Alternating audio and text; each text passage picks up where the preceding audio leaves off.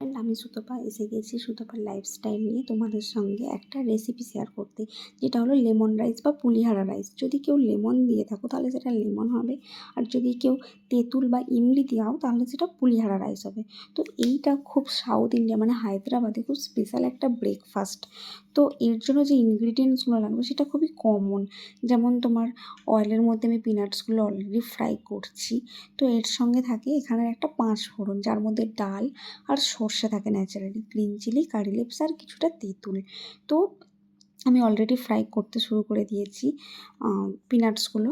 এবার পিনাটসগুলো ফ্রাই করার পরে আমি এর মধ্যে দিয়ে দেব ওই 5 ফোড়নটা, মানে যার মধ্যে আছে শুধু এখন কিছু ডাল আর কালো সর্ষে। তাই আমি এর সঙ্গে জিরেও অ্যাড করব, সেটা পরে করব, দেখতে পাবে। এরপরে আমি অ্যাড করছি কিছু চেরা গ্রিন চিলি।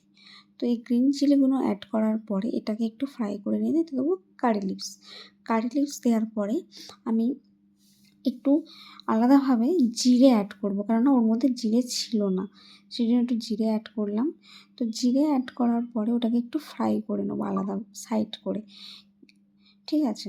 তো ওটা ফ্রাই করার পরে আমি ওর মধ্যে দিয়ে দেবো কিছুটা শুকনো লঙ্কা, কেননা যে গ্রিন চিলিগুলো আছে ওগুলো অলরেডি সফট হয়ে যাবে এবং এর মধ্যে তেঁতুলের টকটা চলে আসবে, মানে কোনো স্পাইসিনেস থাকবে না, না থাকবে গ্রিন চিলিতে, না থাকবে ড্রাই চিলিতে। এটা নর্মালি একটা টেস্টের জন্যই দেওয়া, খুব একটা স্পাইসি এটা থাকে না, পুরো তেঁতুলটা এর স্পাইসিনেসটা নিয়ে নেয়। তো যাই হোক, এর মধ্যে আমি দিয়ে দেবো টারমেরিক পাউডার। এই হলুদ গুঁড়োটা দেওয়ার বিশেষত কারণ হচ্ছে খাবারটা সৌন্দর্য এই হলুদ গুঁড়োটাই বাড়িয়ে তোলে। যাই হোক, তো আমি আর একটু ওই হলুদ গুঁড়োটা অ্যাড করব, কেননা তোমার যতটা রাইস তার পরিমাণে তুমি হলুদ গুঁড়োটা অ্যাড করো, না হলে দেখতে অতটা ভালো লাগবে না। যাই হোক, হলুদ গুঁড়োটা অ্যাড করার পরে যে তেঁতুলটা আমি আগে থেকে ওর মধ্যে তেঁতুল একটা জল বানিয়ে রেখেছিলাম, সেই জলটা আমি ওর মধ্যে ঢেলে দেবো। ঢেলে দিয়ে ওটাকে ওই নর্মালি ফ্লেমেই রেখে ওটাকে আমি মিক্স করতে থাকবো, যেন ওই জল জল ভাবটা একটা আঠালো আঠালো ভাবে চলে আসে। যখন ওই আঠালো আঠালো ভাবটা আসবে তখনই ভাববে তোমার হয়ে গেছে। এবার তুমি ওর মধ্যে রাইস দিতে পারো। তো আমার একটু তাড়া ছিল বলে আমি একটু ফ্লেমটাকে বাড়িয়ে নিয়েছিলাম। তুমি নর্মালি ফ্লেমেও করে রাখতে পারো, করে রেখে ওই গ্রেভিটাকে একটু আঠালো আঠালো করে নিতে হবে। তারপরে আমি আগেই রাইস কুকারে রাইস বানিয়ে রেখেছিলাম।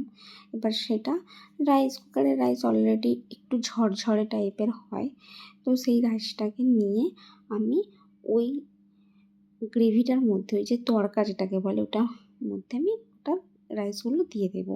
তোমার যতটা রাইস লাগবে তুমি ততটাই দিতে পারো। আর এই রাইসটা তুমি আগে থেকে বানিয়ে কেন রাখবে, কেননা নর্মালি রাইস তাড়াতাড়ি খারাপ হয়ে যায় গরমকালে, কিন্তু এই লেমন রাইস বা পুলিহারা রাইস খারাপ হয় না, কেননা এর মধ্যে টক থাকে। কোনো টক জাতীয় জিনিস খুব তাড়াতাড়ি খারাপ হয় না। সেই জন্য তুমি যতটা পারবে বানিয়ে খেয়ে বা